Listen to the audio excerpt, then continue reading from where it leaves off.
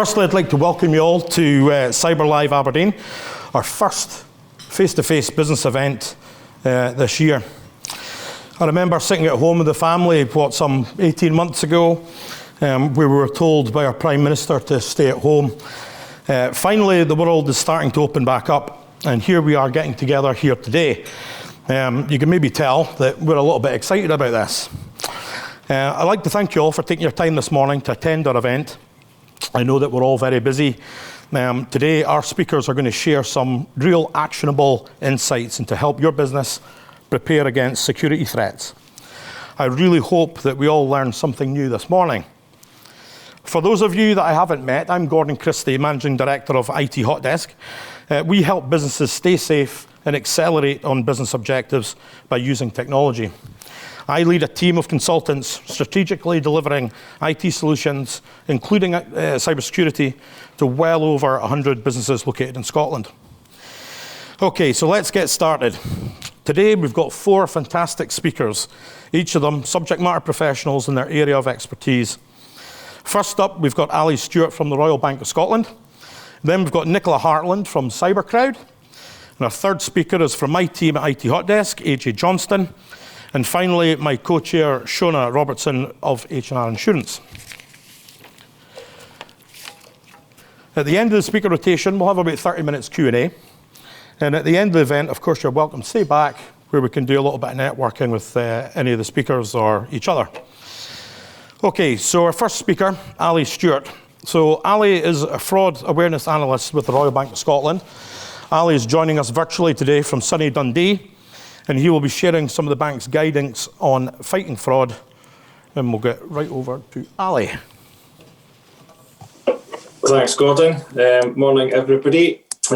Obviously, it goes without saying from the technical aspect, if anything is not working the way it should be, audio or content-wise, just jump in. I'm not offended. So yeah, I wish I could be there in the room with everybody and do one of these events face-to-face like we used to do as the norm just about 2 years ago now. To give you a bit more background about myself and my role, I'm Ali Stewart. I work for the Royal Bank of Scotland and NatWest Group. We deliver regular webinar sessions highlighting the top threats faced by businesses in the face of fraud at the moment. What we do is share first-hand experience and knowledge of what the bank is being reported from its customers, the things that unfortunately lead to those losses, and also try and counteract that with some practical advice and steps that you can follow, some of the key trends that actually would hopefully in some of these instances have prevented the fraud occurring in the first place. So fingers crossed it'll be 20 minutes or so well spent. You'll pick up something you didn't know perhaps before, which is always great. But do you know what? If we spend this next little section just reinforcing the knowledge you've already got and really justifying why some of the processes and procedures we're asked to follow in the workplace are such, then absolutely it's a good thing as well. That sometimes takes someone on the outside like myself to come along and actually for that point, some of your senior leaders perhaps in your business have been making for a long time for it to really hit home. It just takes that outside view sometimes. So if I can support with that, then that's a great thing. What I'm just going to do is commence a screen share so I can show you my slides. So there'll be no disappointment to MD that my camera will come off now, but I will come back at the end.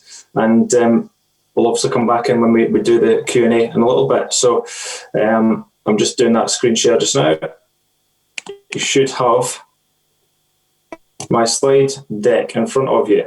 So there's a wee point around password security. I wasn't actually going to start with this, but actually let's do that. Let's play it on the hop here. So what this slide is all about is it links in nicely with everything we're going to speak about, because actually passwords are seen as a potential entry point into a personal set of data, or obviously through an organisation as an entry point and access to their network, their expertise and knowledge, and potentially access to the profiling of accounts that can actually send payments away. So quite a busy graphic here. What it really links in with and why we produce this is around the National Cybersecurity Centre advice, which is being circulated just now. So they are really big on, and I'm sure some of the other speakers may touch on this point as well. Passwords inherently expose a risk to all of us. What we're trying to do in the longer term is actually move completely away from passwords because of that vulnerability that exists with them. But as a kind of interim solution, what the National Cyber Security Centre, or NCSC, are heavily promoting is this concept around passphrases. So what it's about is creating 3 unique words, whichever way that happens. It could be looking around the room, it could be picking up a piece of literature and just opening a page, finding a random word that works. Nothing specifically relating to you or anything sensitive, and the 3 words themselves should be unrelated. Yes, you can do things like add capital letters, special characters, put some numbers in, just come up with a system basically. And some of your password manager accounts will also support you with that. And there's actually, and again, to quote the NCSC, there's some really good articles on their website, and one of them goes into a lot of detail about debugging some of the myths around password managers, because I know a lot of people don't necessarily know whether they're safe or secure to use. So I would definitely recommend their resource to hopefully give you that peace of mind that it is a good measure to counter this problem. But yeah, the long and short of this graphic, if your password sits at the top left area, it's not secure. A computer can, by brute force, compromise that and actually gain access to your password. So we're talking about things that maybe are just only a short sequence of numbers, letters, mother's maiden name, holiday destinations, sporting teams, musicians you like, that kind of stuff that people commonly have used over the years. That's the sort of area they're targeting, and it's very, very quick and easy for that type of software to calculate the passwords. And this is where passphrases come in. If we go down to the bottom right, there is quite a significant length of time that this same technology would take to crack the password, and that's why that methodology is the one that's been heavily promoted at the moment. So as you can see, possibly the more characters you get, it turns green, and you start to get into quadrillions of years for that type of technology to do something which, if it's a very short sequence at the moment, could do almost instantly. So that's passwords. What I'll do, I'm just going to come out of that and go back to the beginning of the presentation. So the first area I want to focus on is the same place the cyber criminal would actually begin their journey when they try to attack you or through your organisation, which is social engineering. I'm going to use National Cyber Security Centre again. You can tell we've got a strong relationship with them. They've got a quote which really is quite good to resonate when we talk about this, and especially when I play a video clip after this slide. The more information you make available publicly, the easier you are for criminals to impersonate. It really is as simple as that. What social engineering is the act of trying to communicate with us so that we'll then divulge sensitive information. And the purpose the fraudsters are trying to get to here is they want to gain system access. They possibly want us to create and authorise a payment perhaps there and then. The most common ways, and I'll bring in some of the trends that we see. So phone fraud or phishing. This is where a bogus caller impersonates perhaps your bank or police or your IT provider, and there's usually a problem. So when they come on the phone, they've probably spoofed the number, remember? So it looks like it's legitimate. They'll have done their research, so they know who they're talking to. They've prepared for the call. So they come across as credible, so you're more likely to cooperate with them. And there'll be a problem. So let's say it's the bank scenario. There'll be a transaction that's allegedly been flagged up by your bank saying that they need to go through certain steps to verify that and potentially save money from leaving your account or losing access to your accounts. Quite a common thing that goes in these sort of waves as well is the impersonating BT or Virgin or Sky. Let's get all of them out so we're being fair. They'll say there's a problem on your wireless connection or on your router or on your device, and they will, again, same thing, they'll research their target, they understand the company they're impersonating, so the types of questions that are the normal ones to ask perhaps, and some of these cases can actually lead to, and it brings you onto malicious software, forms of malicious software then finding their way onto your device. One such thing being TeamViewer technology. It's that piece of software that if you have an IT department in your organisation and you have a technical issue and that uncomfortable thing happens where the cursor starts moving, someone else has got control, fraudsters can use the same technology but in a different way in order to have a good rake around your system basically and have a look at the information that they may have access to that gives them more power to do wider fraud. And very, very common, the last two, email frauds or phishing for short. So it's the simple act of impersonating, again, a company, and most commonly, yes, banks are heavily involved in that. Anything ending in gov.uk is really common. Amazon, Apple, PayPal, HMRC, saying you've got outstanding tax amounts to pay, for instance. They look professional. They have evolved somewhat, although these are still in circulation, but the sort of what they call Nigerian prince type emails, where you've apparently inherited massive sums of money from a relative from a country you've never been to. They still exist, and yeah, the clear red flags all through them. But a lot more now, you see these phishing emails of cleverly impersonated company emails. They may even have doctored ones that are in circulation and just added their own links to them. And it's the links that's the dangerous part. They'll then redirect you to bogus versions of websites, which, so you need to log in, will naturally have extra steps involved. So it takes that bit more information than is the norm to log into an account, for instance. They may also harbour attachments which if downloaded, can bring in all sorts of forms of malware, ransomware, spyware, keylogger, that are all very common instances that we experience through the bank. Bottom right, SMS text messages, or smishing is the term for them. Exactly the same tactic, really, as the phishing emails, but it's through an SMS text. There's been some advancements in that area of late. So the cloning of them or impersonation is a lot more difficult now. So you shouldn't see as many cases where a business name comes up that's been manipulated in such a way that it could actually join the same message chain as a legitimate message, perhaps by tagging them in a particular way. It'll typically now be a mobile phone number, and the company they're trying to impersonate will be included within the message body, if that makes sense.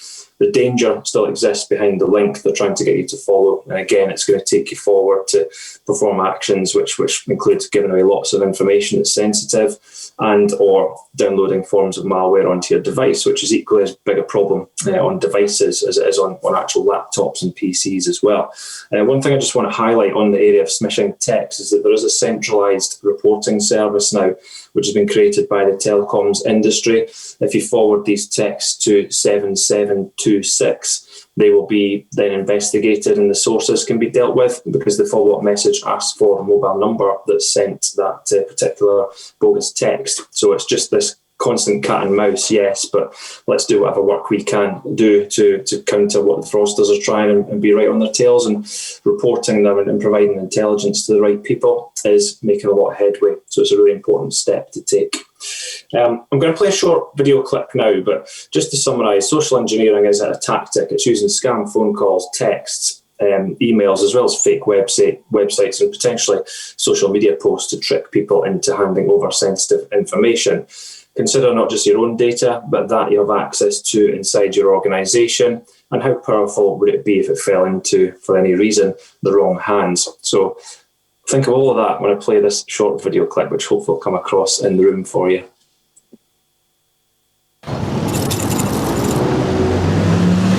Oh, hi, can I help? Hot chocolate. What's the name? Joel. What was the name? Alex. Alex. There you go, Johnny.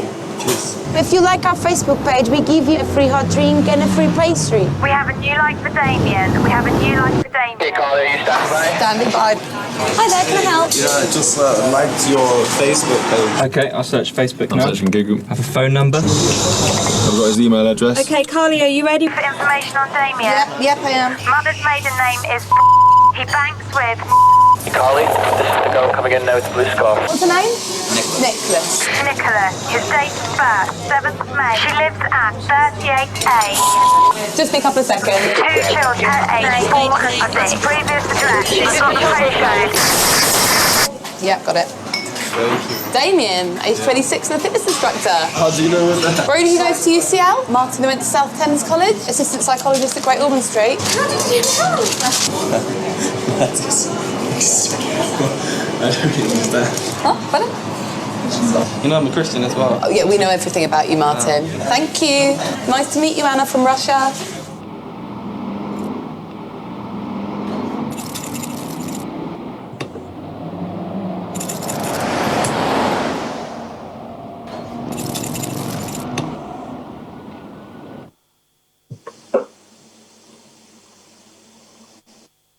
There we go. So hopefully that came across okay in the room. Just a nice way, I think, of rounding off the topic around social engineering and giving you just that little bit more to think about. So what I'm going to do in the next little bit before I come to a close is talk about the top threats that are faced by businesses in terms of fraud at the moment. Invoice redirection has consistently been the number one thing that causes losses to business customers. I won't dwell too much on the bullet points on the side. It's actually quite a straightforward fraud in terms of what they're doing. So the first point around identifying key relationships, that really ties in with all the social engineering I've just spoken about, just a case of doing your research so that when the fraudster targets you, it's the right people who have the power to potentially interact with them and conduct the payment. The bogus instruction that comes is going to be specifically an invoice in this case, so it will either be when they're very sophisticated, getting into existing email chains perhaps where invoices are attached, and somehow managing to go in and doctor the account number and sort code to a different one from that of the trusted supplier or customer, or more commonly, they just simply create a whole different invoice, but because they've done the research, it may well have the right logos, right amounts, right dates, referencing even, may all be there. So never take things like that at face value when it's all been sent electronically is probably the key point here. What it means, if we do trust on that and believe it's genuine when the account details are not that's either recorded already on our system or those that are known to us, say it's an existing customer, and we just go ahead and assume it at face value, then the fraudster receives those funds. And unfortunately, a bit of time can go past between then and discovery of the fraud because of the time it takes to identify, due to invoice terms being a number of days for most industries. So it may actually be your customer chasing you for that missing payment that is actually the thing that triggers the fact the fraud occurred in the first place. So the more time that goes by, as it says at the bottom there, it can make it very difficult to recover funds, if at all. There's a growing trend, actually, that more and more success is happening when it comes to recovering funds from all frauds. However, the ones that can be recovered is because it's since passed on through a number of different accounts. I saw a graphic recently that gives you an example of this whole laundering activity that takes place. So quite a large lump sum will often be stolen in this fashion, and within a few hours it could have passed through up to about a dozen different bank accounts in much smaller amounts. And this is the cyber criminals being very clever and coordinated. They'll use what we call mules, money mules, which is people who have allowed their account to be used as part of the laundering process. They take smaller payments, but in return for a commission. It's unbelievable when you actually start to look into that in more detail. But they're recruited on social media, almost like job adverts, and they can go in knowing what they're doing is wrong, but also what can happen is they can be duped into it. So lucrative job offers that say you only need to do a few hours work a day, as long as you've got a laptop and a UK-based bank account, and you get given a fancy title such as finance online manager or something that means you think you're doing a legitimate act and just helping out an organisation that's based remotely. Unfortunately, it is not the case, and there's pretty significant consequences when that type of activity is discovered, I'm afraid. Most recently, the UK Finance Fraud, the Facts report for half one of this year has come out with some staggering information around the scale of this type of fraud, and also the next one I'm going to talk about. For the first time, authorised push payment frauds, which is what this is. So it's been authorised by a person somewhere in the system and ultimately sent away on the back of that interaction. It's overtaken amounts taken through card fraud for the first time in the first half of this year. It's up 71%. It's a massive threat to society as a whole and our security, and it really ties in with this collaborative approach. So more and more money is recovered and more of these instances are blocked across the finance sector. It's just this huge increase in volume that's still leading to massive multi-million pound losses to that fraud type every year. The common thing I would say that we see when it has been successful is unfortunately the fact that there's a person involved in this, and we all have this built-in potential of vulnerability, really, no matter what level. So it doesn't necessarily need to be somebody quite inexperienced or new to an organisation. We've seen it all from absolutely at that level all the way up to the person running often pretty large corporate businesses. Because it's a human being, there could be other pressures, and let's face it, we've all come to work sometimes we've not quite been ourselves, or things in our personal life or on our mind, or it could just be the pressure of the workload or the to-do list for that day. Sometimes people will make judgments in the spur of the moment on the back of information they think is legitimate, and make a decision to not verify and not ask the question or double check the process or independently check and call a number they know and trust first. it does happen, and complacency can be one of the biggest weaknesses as well. If we think this happens to other people, we definitely need to get into the mindset now, such as the volume of this type of activity. It's when we're targeted, how we're going to deal with it, not necessarily what can we do to stop fraud. The part we control is whether we interact with it and actually conduct the payment or not. And on that, a few things I might already have mentioned, but some general summing up around how to stay safe from invoice redirection. So it's a really key thing to make all staff aware of this fraud type, not just those on the front line who are processing and authorising payments necessarily. Anyone in the organisation has access to information that could be incredibly valuable to a fraudster, and that knowledge, it makes it easier for people. It creates a culture across the workplace, and then people feel more confident to challenge, and even if it is someone much more senior than them, they actually feel comfortable in going up to them and checking that email they sent asking for this payment to be made or account details to be updated. Is this genuine before we go ahead? It's the right behaviour and absolutely should be encouraged. Please always use independent details to verify the payment. So we can help ourselves do that by having at least 2 contact points for suppliers. We can build that into the various plans we've been making, and probably still will continue to do for a little bit, where we've been co-located in offices, so we had a certain way of operating. We've worked from home for a long time. We're gradually phasing back to office locations. So all along the way, it changes processes and how we actually work in our organisation, and actually updating our payment verification methods alongside that is really, really important. Key point, never rely just on an email ever to validate a request. We need to be naturally distrusting in order to give ourselves the best chance to spot these things. We're not doing it to be difficult or to cause delays or to avoid work or be awkward. It's because what could be the worst case scenario here could be a fraudster. So if we even feel there's that slightest percentage chance or something in our gut, listen to your gut instinct is quite an important factor as well. Sometimes there's something just niggling at you, telling you something's not right. And if we don't listen to that, we can absolutely fall victim to these things. And the bottom point there talks about confirming with your supplier once these invoices have been settled. That could counter immediately that problem that exists between fraud occurring and then being discovered, because, of course, your supplier or customer, one of the first things they're going to come back and say is, we've not received the money and there may be a problem here. You can look into it and get on top of the fraud and report it much more quickly than you might do otherwise. Email scams, they're very, very similar. We call this one the bogus boss scam. So rather than specifically an invoice, it tends to be a fraudster via email impersonating someone more senior in your organisation, trying to get you to update bank records in advance of a payment, or there and then, look, my system access is locking me out. Can I delegate this work to you? Can I get you to make a payment because my meeting's overrun? There's all sorts of excuses, but they'll reach out more as a cry for help. A spear phishing email, it'll tend to be just a simple line or two, really trying to create urgency and potentially panic around the situation to make you act quickly in the hope that you do not independently verify and check first before doing it, basically. There's all sorts of controls we can put in place. We can flag emails that come from outside our own network, so that's quite a clear counter to the bogus boss scam. And I have seen a case of this where it narrowly missed over £2 million getting sent away by a customer, and it was just down to their extra layer of due diligence. But we do see examples of this where fraudsters get into the email accounts of genuine employees, so it can actually send emails from them, put rules on those accounts that mean the genuine account holder doesn't necessarily see the conversation continuing, and there may be a separate box they see afterwards that all these emails have been siphoned off into. There was one case down in the Glasgow area, narrowly avoided, like I say, and it was just over £2 million they were trying to get redirected after a lapse in security had led to an employee's email account getting hacked. So again, never be complacent. Always think what could be the worst situation here. And as it says on the right-hand side, it's a government-backed campaign, Take 5 to Stop Fraud.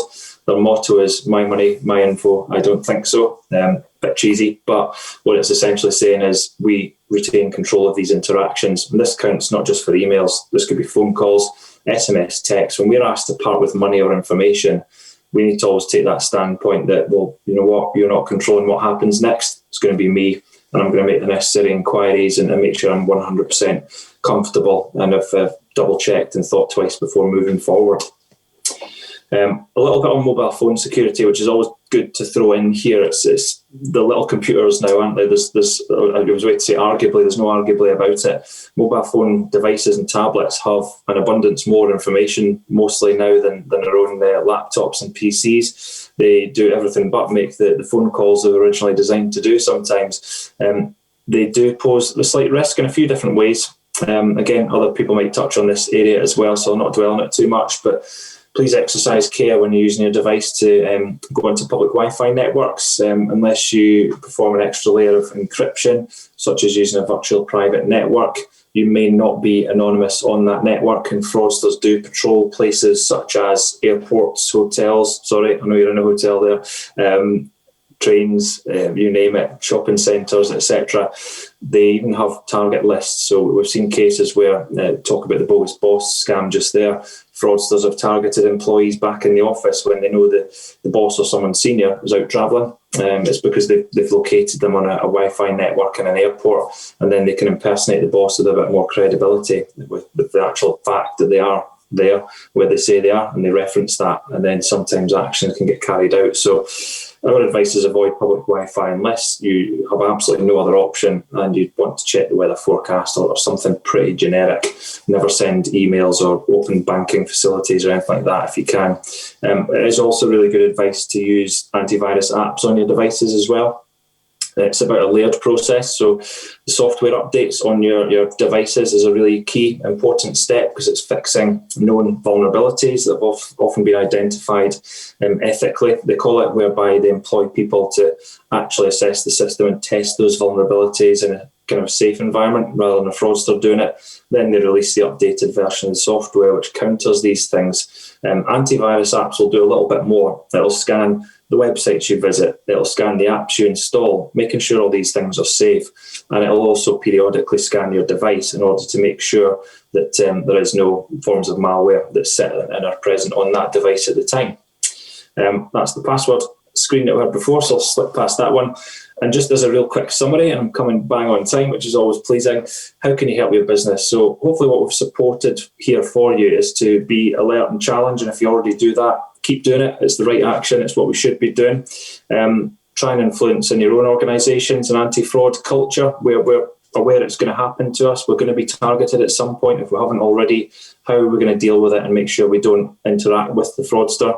We do that partly by reviewing testing and communicating our various processes. It's providing that little layer of context sometimes is all it takes. So people in organisations have to do things a certain way, but if we provide that little bit of context around we need a clear audit trail or we need to do this for fraud defence on our side, it makes people buy in and actually follow through with a bit of knowledge as to why they're doing it. They're not seen as that kind of inconvenience that sometimes is the perception. On the right-hand side, it's that layered approach that we talk about. So getting your IT security absolutely in the right place. I know that's going to be a key theme of the next couple of sessions. Continuing staff awareness and training. Please visit our security centre, especially if you're a customer of the Royal Bank. But if you're not, actually a lot of the content on there is pretty generic and it will benefit you. I'm going to share with the hosts the website address to that so you can follow it. But there's things like a detect and protect pack on there, a 20-odd page PDF with all sorts of advice about fraud and other pointers about other things we can do to continue spreading this message and increase awareness across the workforce. And where possible, use passphrases and two-factor authentication / segregation of duties, really. The more people on a process or involved in the chain, the more likely there is that we're going to ultimately catch these things. Just before I cut from screen share, what I'll quickly do is I'll show you the Security Centre page briefly, which is here, and I'll send a link to this one. So there's all sorts of advice about if you're a customer of ours to report fraud, but the more proactive stuff, the educational materials, you can select here at the top the size of business that relates to you, and there'll be content there that relates to that size of business. So various toolkits from the National Cyber Security Centre, Global Cyber Alliance. You can lessen the threat of potentially email attacks impersonating your organisation, and also bogus websites which may get created close to your domain name. And all these supporting materials, so the Detect and Protect is on the left. We run regular fraud awareness webinars, so that schedule is posted on this website as well. And there's also sources such as the Small Business Guide, which is more of a cyber aspect, again, done in conjunction with the National Cyber Security Centre. I've now stolen a minute. Apologies from the schedule. I will stop screen sharing. I will come back to Adele as the host here. There we go. So that's my my material for today. And if you have any questions, of course, I'll come back in at the Q&A section at the end. But thank you for listening for the last 25 minutes there. Thanks, Ali. A lot of takeaways there. Obviously, Ali, very experienced with the Royal Bank of Scotland and looking at all the different fraud that happens within the bank and with its customers. Lots of things there to take in, but there's also a lot of positive from that, in that there are solutions available to protect you from all of these things. So don't get too hung up about all the nasties that are there. There's definitely a good side to a lot of this as well. So I'd like to move on to our second speaker today, Nicola Hartland, Chief Revenue Officer at CyberCrowd. So CyberCrowd are a highly qualified cybersecurity consultancy business that work with our own consultants delivering cyber resilience to some of our customers. Nicola started her career in technology in Aberdeen before moving south and joining the board at CyberCrowd earlier this year. Nicola is a mentor currently completing her tenure with the 2020 Santander Breakthrough Women Business Leaders Programme. In 2019, the Role Model Award at the Women in Business Awards was presented to Nicola. She's also honoured to be a finalist in the Women of the Year, Entrepreneur of the Year and Business Person of the Year in 2019. I'm sure you will agree, an impressive bio. So, welcome, Nicola. No pressure after that introduction. Okay, I'd like to start by saying I think it's fair to say that the world is a virtual one. More information is now digital. More companies than ever are operating in a virtual environment. Hackers are getting smarter, attacks are on the rise, and businesses are suffering. Now, during COVID, the cyber criminals have had an absolute field day, and they've taken advantage, especially with remote working, by picking on vulnerable remote workers to gain information and access computer systems. As such, there's actually been 34 million breach record this year alone, and a staggering 4 in 10 businesses have reported a cyber attack in the last 12 months. Now, I'm sure everybody's heard the horror stories in the news about Colonial Pipeline, BA Marriott, but as a small business, people are thinking, well, they're huge, they've got millions, they can afford to pay the fines. What doesn't actually end up in the news is the fact that there's actually 4,500 successful attacks on SMBs every single day, and the average cost to a small business is £11,000, not to mention the potentially 4 weeks that they're actually down, which can cost a significant amount to a small business. Now, as a cyber professional, we need to stay ahead of the curve and try and stop the cyber criminals. And one of the most effective way that you can do to protect your network is called a pen test, or dare I say it, a penetration test, which sometimes raises eyebrows when I explain to family and friends what I do for a living. So what is a pen test? Basically, a pen test is a simulated attack on your computer system. So this is obviously carried out by ethical hackers, which I'll go into in a second, but ethical hackers will attack your computer system with your consent to simulate what an actual cyber attack will look like. And the whole thing is about preventing this from happening.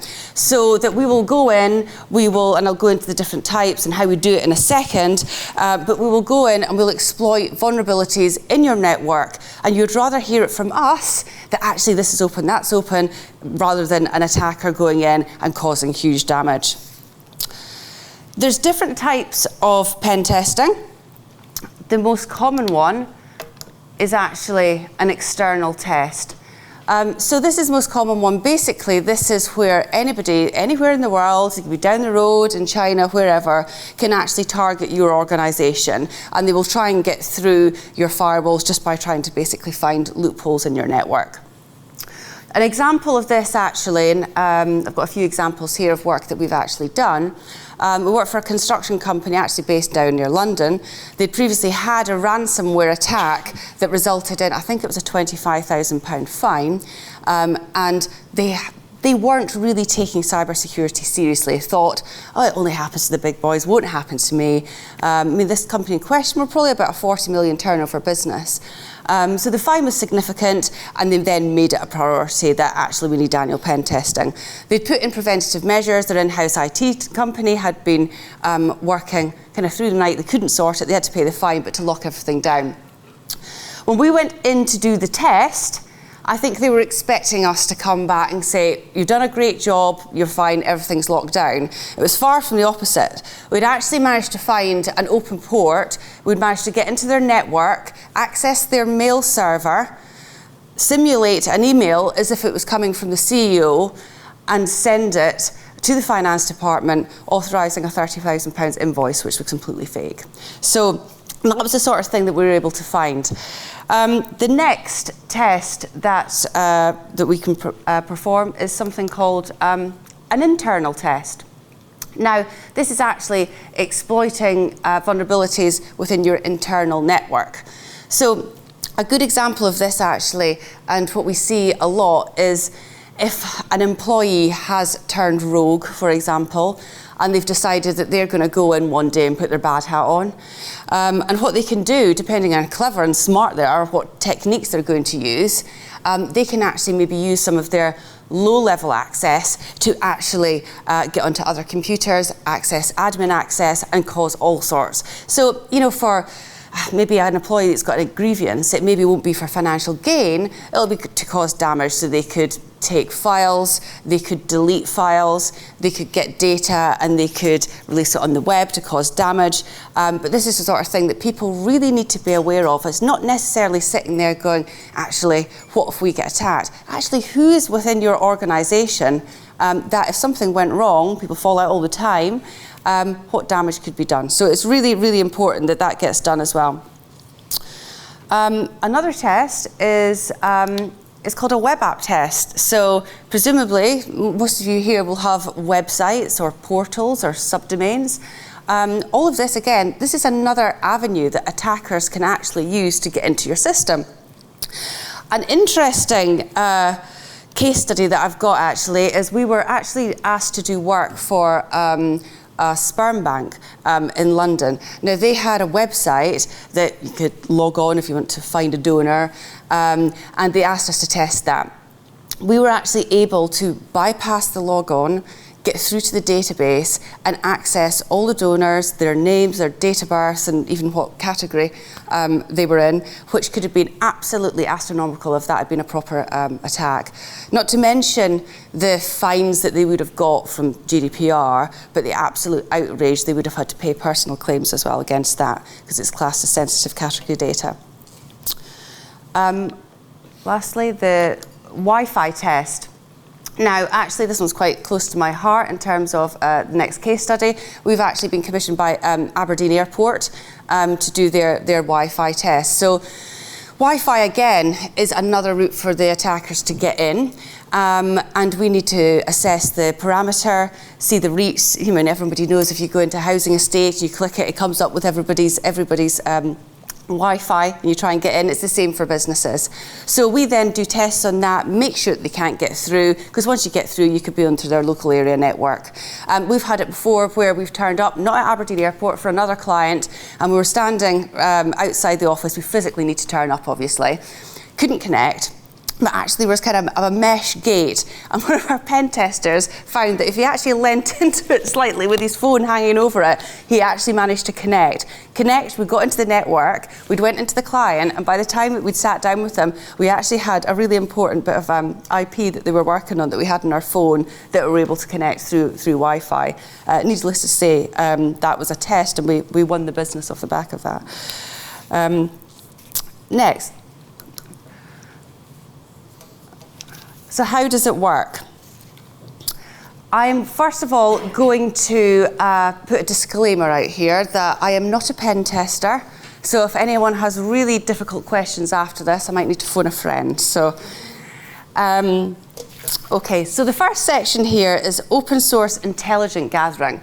Now, basically what that means is information that is accessible on the web. So everyone knows it's easy, LinkedIn, social media, that you can find out email addresses, you can find kind of subdomains, but where most of it's going on is something called the dark web. Now, before I joined the board of CyberCrowd, I always thought the kind of dark web was kind of made up, you know, but this is where there's guns for sale, there's all sorts for sale, but passwords is a main area. So that's where people will go on and they will sell your credentials online for financial gain.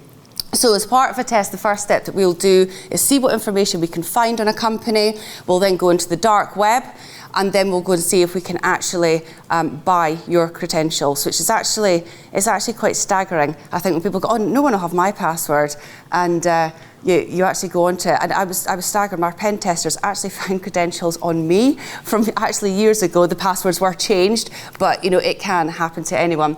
So that's the first stage. We do a lot of information, find out what is available in the public domain. Second step is something called a vulnerability assessment.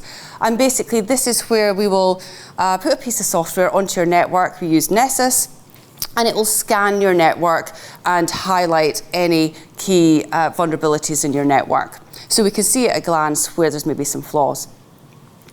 We then go on to exploitation. So what we do is we use the information that we've got from the dark web, we've got the information that we've got from the vulnerability assessment, and then this is where the hackers get to work. So then they try and exploit those vulnerabilities and actually get into the business. Once we've actually gained access, we then call it post-exploitation, and that's where they really show off their skills and deep dive and keep going further and further into the business until basically they would have it in the palm of their hands, and should they wish to, they could shut it off like that. So once we've found that out, sometimes we can get straight through. It's quite scary, some of the things we can do. Sometimes with blockers. Each business is completely different. But what we do off the back of that, and as a deliverable, you as business owners will actually be able to see as a bird's eye view what your business is like today. Is there any holes in any networks, whether it's external, internal, Wi-Fi, web app, and we'll actually highlight all the vulnerabilities in your network of high risk, medium risk, low risk in terms of what you need to do to rectify that. I think it's worth saying as well that, you know, there's no motive for us to over-egg the pudding in terms of telling you that there's all these holes in your network you need to fix. We are literally a third party that comes in and will highlight that. It's then down to the IT department, or we work with our friends at IT Hotdesk, your IT outsource company, to then work with you to fix those loopholes in your network. Once that's done, we do a follow-up. So we will sit with the client, your IT company, look at the first report, we look at the remediation that has been done, and then we run another test. And then fingers crossed, it should all be locked down, but if not, we can then do further work off the back of that. Black hat versus white hat hackers. I'm sure we've all heard this phrase. Basically, it's the bad guys versus the good guys. So the black hat hackers are the guys that will go out to cause harm. They're the cyber criminals. They work in either cyber gangs, and they probably a lot of this, I think it was Revil that was responsible for the colonial attack, or they work on their own. And basically it's for financial gain. So they will either be hired in, you can go into the dark web. If you really wanted someone hacked, we've heard of people actually paying to get their competitors hacked. They can go on, hire a black hat hacker on the dark web and get them to do work, and they'll pay them. The groups usually will work and try and get into bigger businesses and conduct ransomware attacks. But also, they're called hacktivists, so they'll actually use their skills for political views on social channels. The white hat hackers are the good guys. So that's who we employ. So they're highly skilled, and basically what they're there to do is to prevent the criminals coming in. So they'll use the tools that I've just explained there to go into a business, highlight the vulnerabilities, and actually get that network locked down. You'd rather find out from the white hat hackers what's going on before the bad guys come in. My head of pen testing actually has kindly had a chat with him before I came up here. He's given some top tips actually. And I'm sure that AG's covered this. I know that Ali mentioned some of it. The patch management policy, again, make sure everything's up to date. Again, that'll be done by your internal IT team or your outsourced IT provider. Complex passwords, I don't think I need to go too much into that. Ali was quite thorough with that. Your staff are your first line of defence. We cannot reiterate this enough. Training is vitally important, just to point out, phishing scams and things like that. So you can either appoint a formal training course or actually just a lunch and learn. Sit people down, educate your staff on kind of the things to look out for. That's good prevention. Automatic account lockouts. Again, Ali mentioned something called brute force. So that's a technique that we will use where literally if we have the username, we'll use brute force, a piece of software, literally throw hundreds, if not thousands, of password attempts at it. If you've got some kind of account lockout, that will give you some time. Cyber Essentials accreditation, some of you have heard of this. Basically, it's an approved government certification, and it gives you I think this is your first step into cyber security, and it takes you through a lot of measures that should be in your business. That's a really good thing. I would thoroughly recommend you do that. Megan, who's sitting in front of me, I'm trying to meet you to work for the bacon roll you had this morning. She's actually a Cyber Essentials assessor. She works for CyberCrowd as well. Again, we work with IT Hotdesk and that. Any questions regarding that, that would be, please grab Megan after. I think actually, one of my slides were missing in terms of why you should pen test. Yes, it is. So I'll actually just go over that if I can remember them. Don't have any pointers. But basically, there's a few reasons why businesses should pen test. Now, this is probably not the best reason, but it's actually one of the most common reasons. We get people phoning us in a blind panic. They have been working on a tender or they've got a big customer and they get a phone call one day and say, listen, as part of our due diligence, we need to see that your network is locked down, and as part of that you need to prove that you've had a pen test, because as I said before, the pen test is probably one of the best methods you can do to protect your network.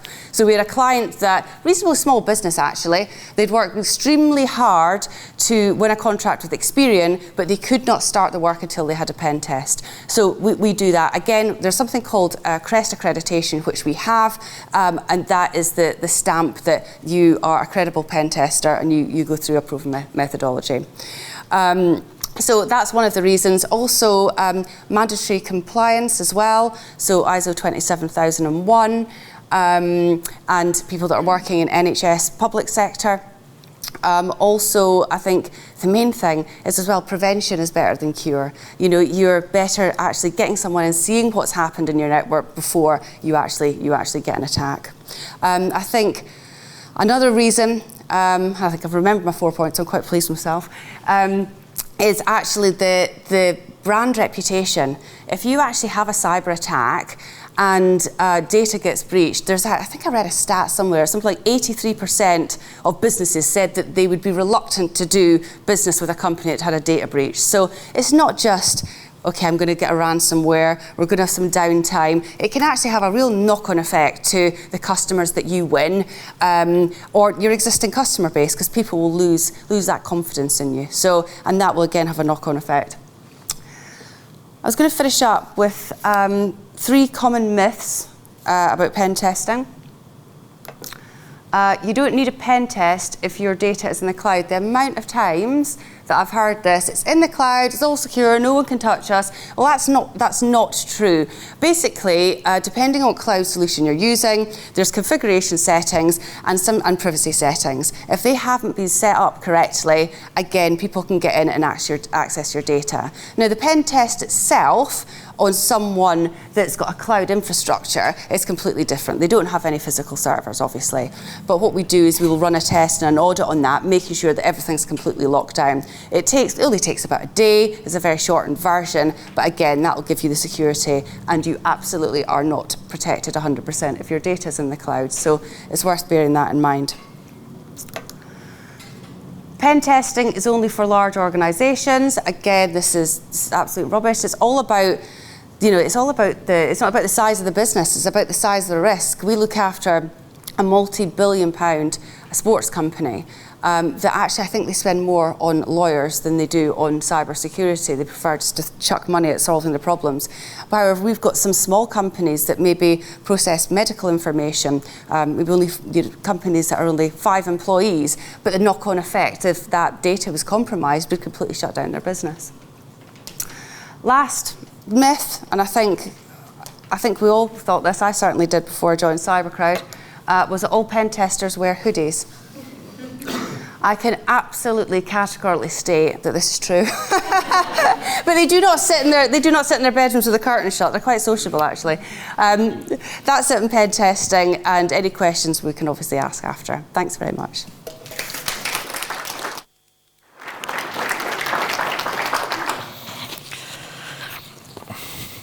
Thanks, Nicola. That was a great presentation. I enjoyed that. And yeah, I can agree with you. Most of those ethical hackers do wear hoodies. Anyway, on to our third speaker, AJ Johnstone from my team at IT Hotdesk.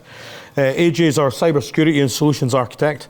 AJ is responsible within my business to ensure that we communicate and guard our customers from threats. AJ is going to join us virtually today, and we're discussing a previous well-known large cybersecurity breach that happened not too long ago, and talk about some of the lessons learned from that. So hopefully, AJ, you can hear us all right. Yep. Thank you. Hopefully you can hear me. So good morning, everyone. I'm AJ from IT Hotdesk, and it's my pleasure to be talking to you all today. I'm currently full of the cold, so performing remotely. So hopefully you can all understand me, and I apologize if I start coughing. My finger is on the mute button.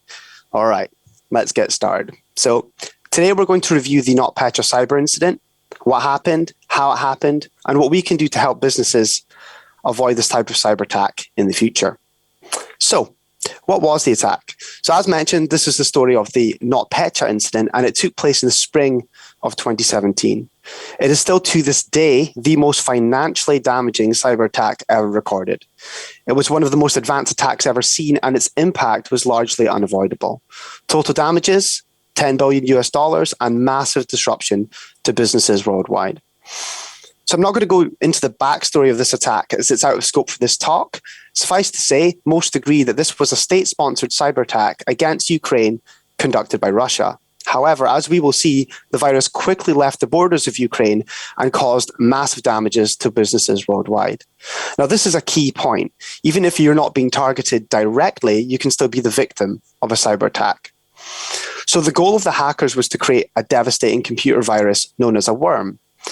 A worm is a computer virus that will self-replicate and spread to as many computers on the network as it can.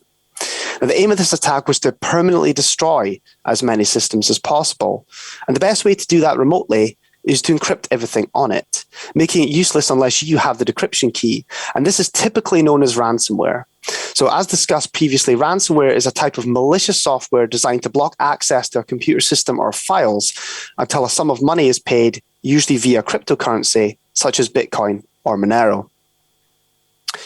However, it's widely believed that these hackers actually had no intention of making money. Their goal was just to destroy systems, and ransomware was just the perfect tool for the job. The name of the ransomware they decided to use was a modified version of the existing ransomware, Petya. So the malware will infect the system, instruct the machine to reboot, and upon rebooting, it will encrypt the system, preventing it from working. It will then show this screen saying that your files have been encrypted and you need to pay to get it decrypted. The hackers combined this ransomware payload with two exploits known as Mimikatz and Eternal Blue to create a devastating self-replicating worm. So as mentioned, the target of this attack was Ukraine, and the goal was to take out as many computers as possible in the country: businesses, government, education, healthcare, everything. But how do you target an entire country, right? This is both a wide-scale attack, but it's also limited inside. They didn't actually intend for it to spread throughout the whole world, just Ukraine. Well, I bet you can guess what happened next. NotPetya didn't stop spreading at the borders of Ukraine. I mean, no computer virus cares about borders, right? Really, any computer that had a piece of software called Medoc installed was also instantly infected with the NotPetya virus. So what's Medoc? Medoc is accounting software. It's basically the Sage of Ukraine. Everybody knows Sage, right?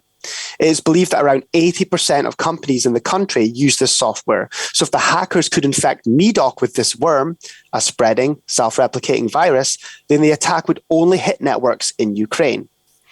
In June of 2017, a group of hackers took over the update server and they hijacked Medoc's update mechanisms to push out this malware.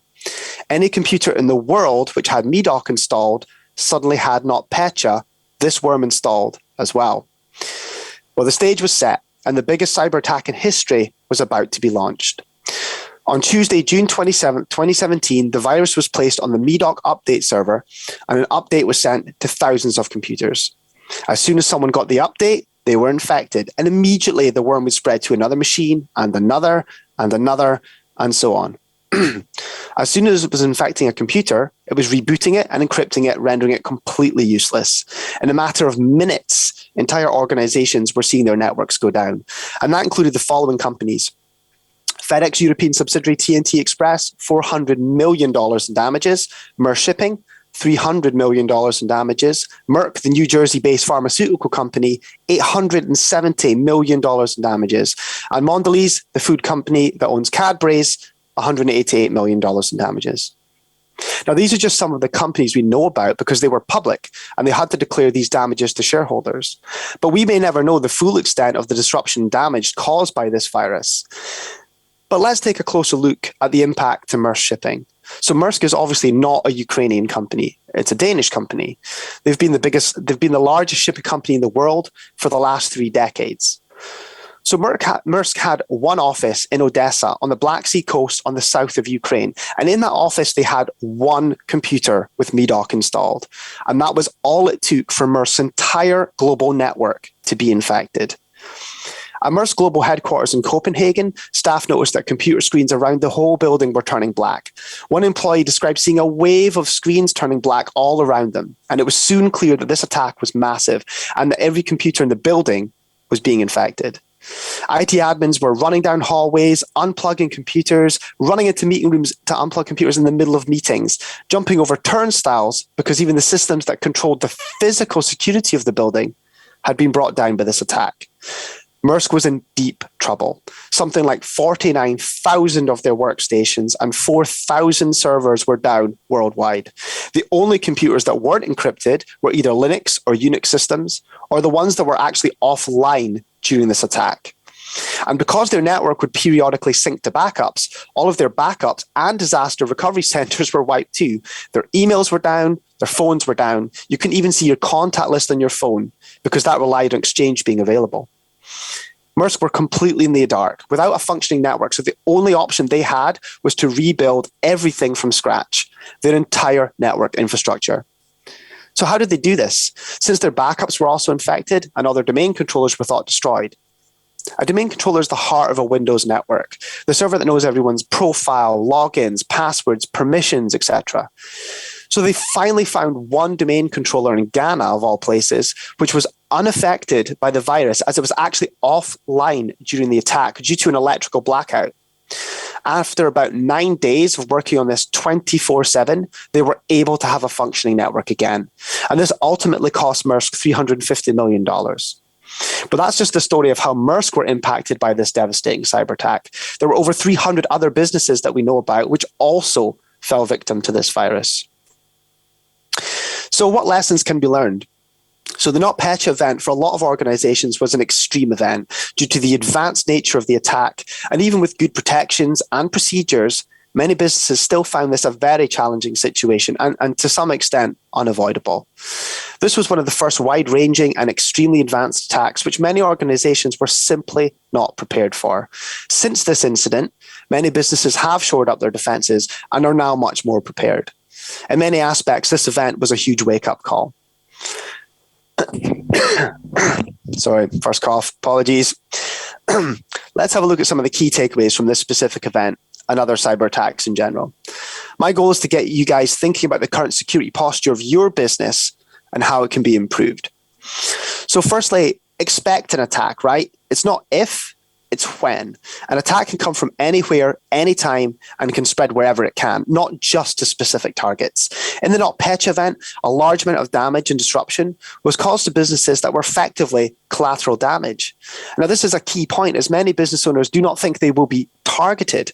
Why would someone target us? You know, we're just a small business. We hear these kind of statements all the time. Well, they may not actually be targeting you, and you still may become a victim. And it's definitely worth noting that. Use fully supported operating systems and applications only. Many businesses still use unsupported operating systems to run business critical applications. This can lead to security vulnerabilities, software incompatibility, compliance issues, higher operating costs, and poor performance. Ensure business critical applications are fully supported by the vendor. When software's end of life, manufacturers no longer supply patches, bug fixes, or security upgrades that threat actors can use as backdoors into your systems. Ensure all your applications and operating systems are fully supported and receive frequent security updates from the vendor. Always keep endpoints patched. The Eternal Blue exploit used for traversal in this attack was patched. It was patched in March 2017, with the NotPetya event occurring in June 2017. That's 3 months that companies had to implement a critical security update, which would have helped prevent some of the spread of the virus. So the advice to companies to stay clear of ransomware remains the same as with any other cyber attack. Having any software, operating systems, and antivirus products fully patched significantly reduces your attack surface. Ensure you have a patch management solution. Patch management is the process of distributing and applying updates to software. These updates are often necessary to correct vulnerabilities or bugs in that software. Common areas that will need patching include operating systems, applications, and embedded systems like network equipment, such as routers and firewalls. Ensure all patches are tracked, so that even if an asset falls out of compliance, an alert should be generated. This can then be investigated and remediated by IT to bring that device back into compliance. Consider using mobile device management and enforce conditional access policies to allow access to corporate systems from a compliant device only. Trust but verify. Vulnerability management. Patch management solutions and antivirus are not enough in the current threat landscape. Modern defense should also incorporate vulnerability management. The challenge of dealing with cybersecurity vulnerabilities, exploits, and threats is that they're always changing. Every day, new exploits are discovered, which then prompt attackers to create new cybersecurity threats that take advantage of them. Vulnerability management is the process of identifying, evaluating, treating, and reporting on security vulnerabilities in systems. This, implemented alongside other security tools, is vital for companies to prioritize possible threats and minimize their attack surface. This forms part of a defense in-depth strategy, complementing your patch management and providing insights into security holes, which may require additional configuration beyond just patching. A key point here is to identify insecure configurations of network assets and align them with industry best practice. Examples of which may include still using insecure network protocols, something a patch management solution would miss, and also a good candidate for what Nicola talked about with pen testing to identify potential misconfigurations. Software solutions can help automate this process. They tend to use a cloud scanner and an endpoint agent to inventory a variety of systems on your network and find vulnerabilities related to them specifically. Once they are identified, the risk they pose needs to be evaluated so that decisions can be made about how best to remediate them. Your network may have security gaps that could be abused by attackers to damage the network, perform a denial of service attack, or potentially steal data. Attackers are constantly looking for new vulnerabilities to exploit, and you need to be aware of these before they strike. Backup strategy. So many organizations affected by NotPetya found that their backup systems were actually taken out in the attack as well, and that's significantly delaying their ability to recover business operations. In some cases, IT staff had no access to recovery documentation because the servers housing the recovery processes were also down. So ensure you have offsite or air-gapped backups. Perform restore tests of backups. The restore tests are absolutely critical as they prepare the IT teams such that they are ready in the event of a disaster, and they actually validate that the process works and recovery is in fact possible. Ensure you have printed documentation for restore procedures in the event you cannot access electronic documentation. Very simple, but highly effective. A security incident response plan. Many victims of the NotPetya virus did not have a security incident response plan and were struggling to get back on their feet. When a security incident or a breach occurs, an organized approach will help mitigate its impact. The benefits of an incident response plan include helping businesses to tackle the aftermath of a cyber attack or a data breach. If it's not effectively dealt with, even a seemingly minor cyber attack can have far-reaching consequences. So whether your business is small or large, putting procedures in place on how to handle a cyber incident will help you react during the pressures of a real attack. Quicker mitigation. An incident response plan contains a detailed plan of action on how to handle security incidents. A playbook is a detailed plan, and it usually focuses on a specific event type. Typical playbook examples will include malware infection, phishing emails, data breach, and so on. These pre-planned steps will help a business to minimize its response time and react faster. An organized approach. Security incidents are nearly impossible to predict in advance. Despite being seemingly well protected, any organization can be caught off guard by unforeseen events. By proactively implementing an incident response plan, you will have a clear, methodical plan of action to rely on in critical times. A cyber attack may catch an organization off guard, but if your team is in a state of panic and ill-prepared to handle it, that will only make that situation worse. Strengthens overall security. In creating the actual plan, current measures, systems, weaknesses, and vulnerabilities are all analyzed. The actual process of defining the plan will give you insight into your current security posture. An incident response plan also accounts for the need for organizations to analyze previous incidents, if they exist, and ensure that similar situations do not arise again. And these steps increase cybersecurity resilience for the organization and help to protect it from future threats. Consider a formal framework for this, such as NIST or SANS, as a starting point.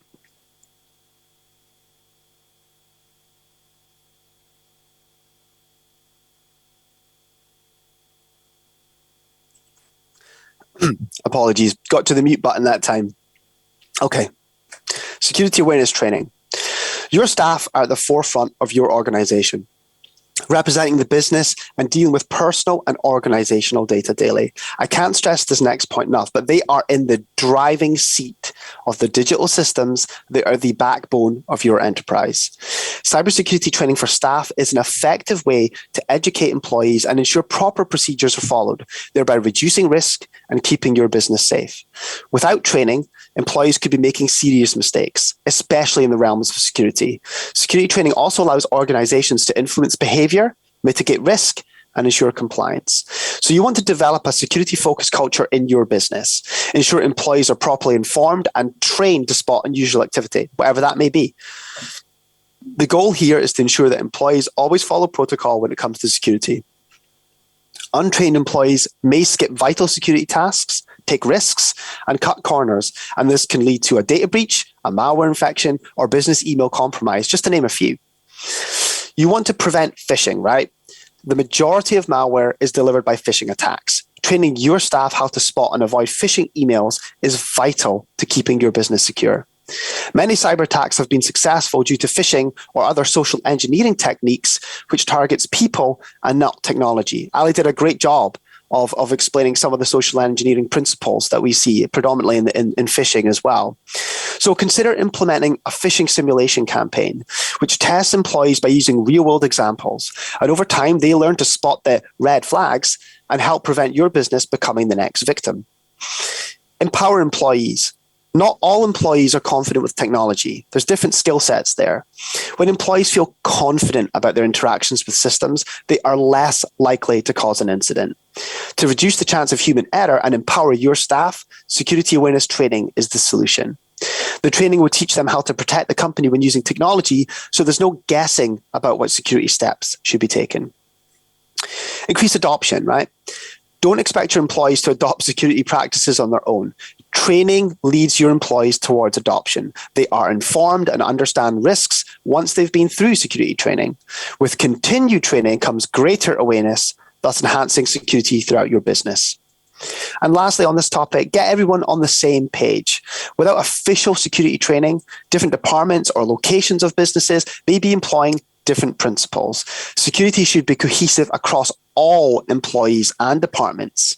Getting all parties on the same page is critical for reducing risk. Cyber Essentials accreditation. This has been brought up by previous speakers today, and for a very good reason, right?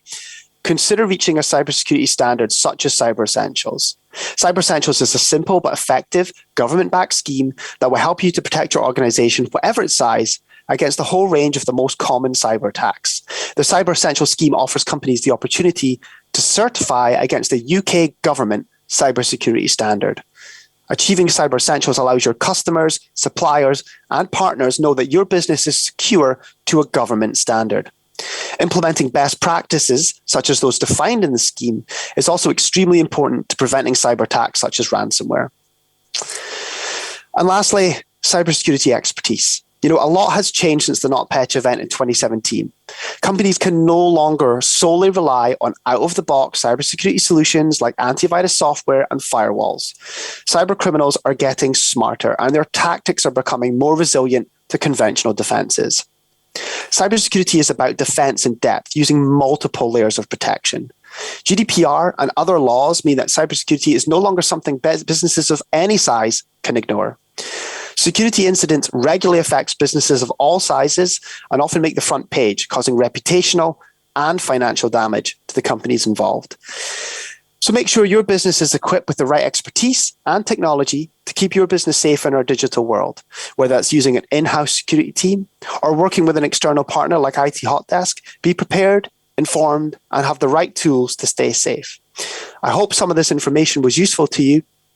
Thank you all for listening.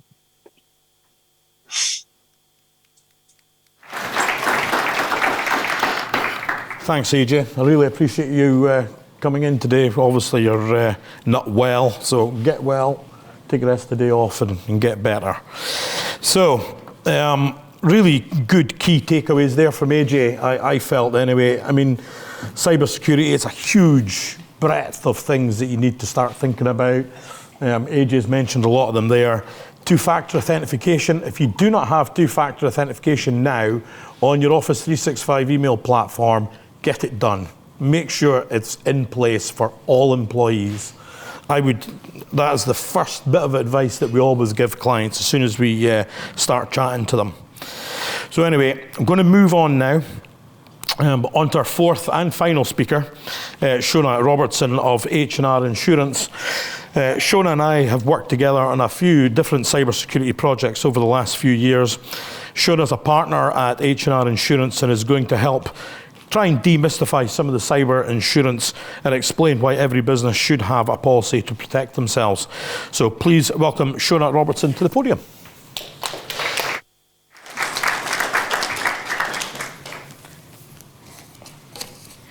Good morning. First of all, thank you so much everyone for coming. It's great to see you all in the room, and I'm delighted that we're not doing this remotely and we're actually doing it face to face.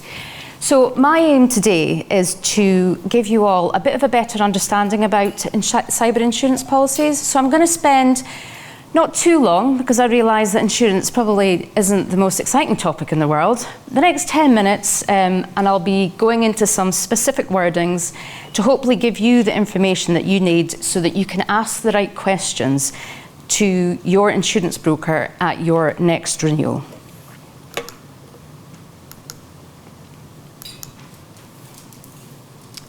So, did I just go? Yeah. Okay, so traditional insurance policies. you'll all be aware of, you've got your insurance programme in place. So you'll have a traditional insurance policy. However, traditional insurance policies haven't been designed to cover the 21st century risks that are open to us at the moment. So your typical policy, as you're aware, will cover your property, it will cover machinery, it will cover plant, equipment, and it will cover tangible money. Historically, there has been little protection over the cyber element of it, and particularly for the loss or theft of or damage to your data, your systems, and electronic funds. But times have changed, and I think if COVID has taught us anything, it's actually highlighted that most businesses, like yourselves in the room, are very highly reliant on your IT systems and IT assets rather than your physical assets. As the threat grows as well, traditional commercial combined policies are actually looking to exclude cyber risks. So just because you feel that you have a combined policy, it doesn't actually mean that the cyber element will be covered within that policy, which I think is a misconception.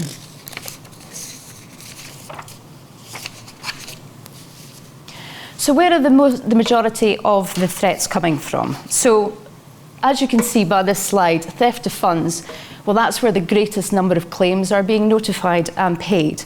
So you all have your online banking systems, you probably transfer money electronically, and I'm pretty sure that from a criminal's point of view, it's far easier to steal this money electronically from running into your office or your cafe or your restaurant and stealing the money out of the till.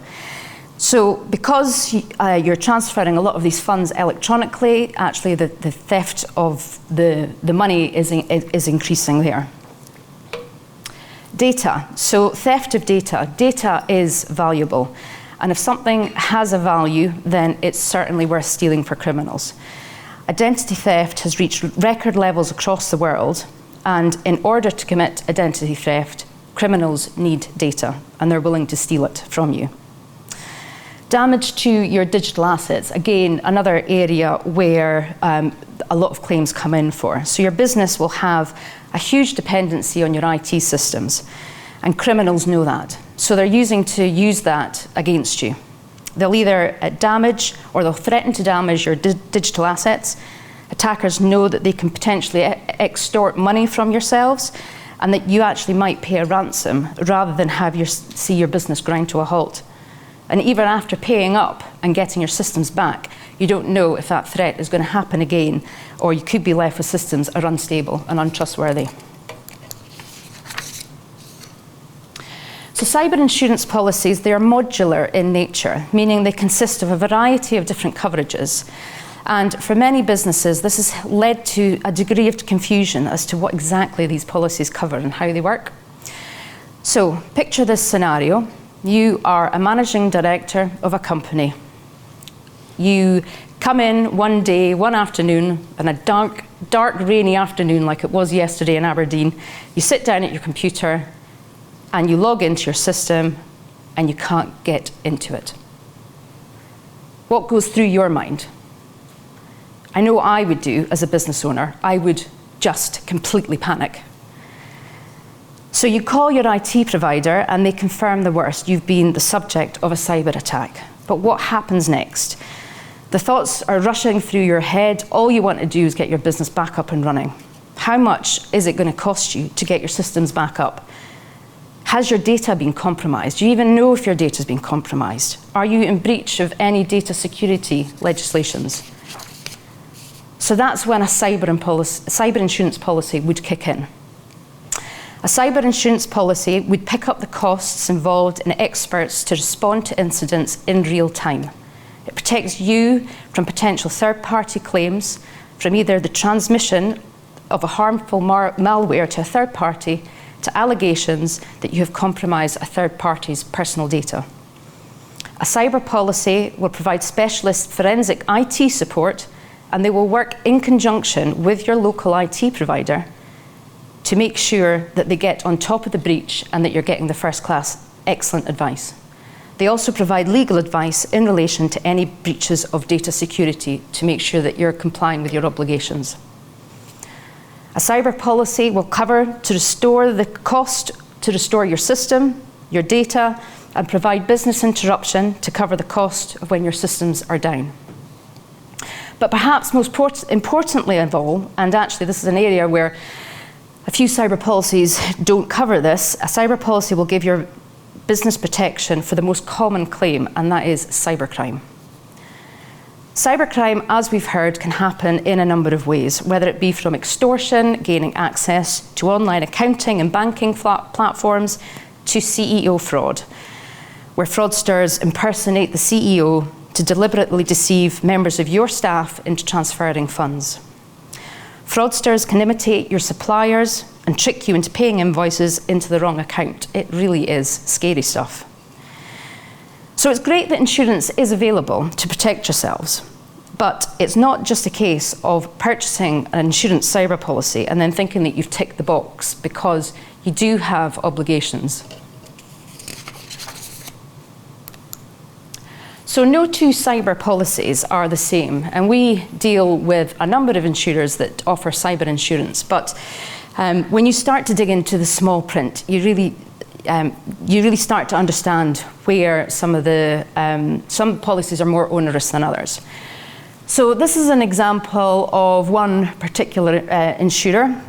It's a main name. You would definitely know the brand if I said it.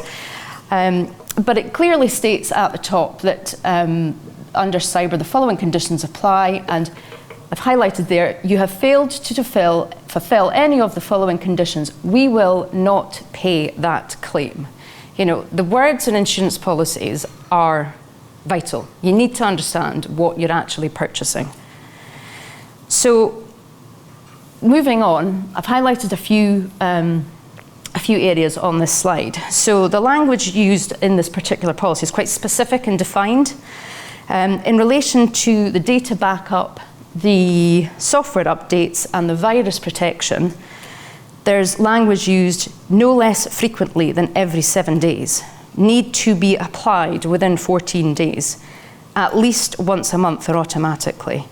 Now, when you're considering the backup and software updates and virus protection, I think everybody in the room and every business in the room would probably comply with those conditions quite easily. They're not onerous, they're reasonable, and I would see those as okay. The one condition that does concern me in this policy, though, is actually the condition about the firewall.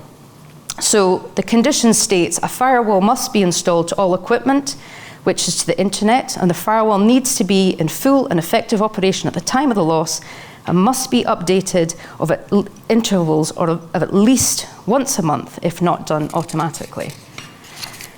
Now, when we read that, and when we speak to our clients and we say, right, these are the conditions, would you comply with that?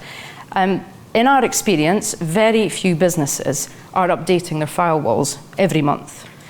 So they're not going to be able to comply with this condition. So my first protocol back to the insurer to query, actually, if a client didn't update their firewall every 7 days, what are you going to do? So to the point, and we had an awful lot of discussions surrounding this because they were adamant that their policy was the best policy for clients, and I was adamant that actually, no, it wasn't. And the insurer came back with, like all insurers, any condition on the policy, if found is not being complied with, would not be paid at claim stage, which is why the conditions need to be agreed with the client prior to binding cover. I mean, that's quite clear here that the insurer is effectively saying, right, if we see anything that's not going to be complied with, then we're not going to pay that claim. So when we are having the discussions with you and we're talking about what your IT policy is, and we come to this point about the firewall, we can't sell this policy because actually we know it's not going to pay out. So as a result of that, we would be seeking to find an alternative insurance policy that meets the needs of the clients. So on to the next example. So this is taken from one of our preferred suppliers. So you can see that the wording here is not so subscribed. So you still have to adhere to certain system procedures, but it is more flexible.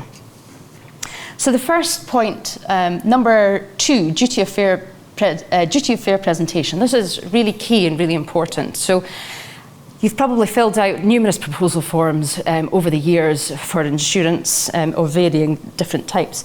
But it's really key that what you say on that proposal form is accurate and correct, because ultimately an insurer will come back to that at the time of the claim and say, well, we've got this proposal form here and it states X and Y, and the client's not doing it. So it's really key, and I know that there's loads and loads of paperwork in insurance, but it is really key to understand and properly acknowledge and answer those proposal forms accurately.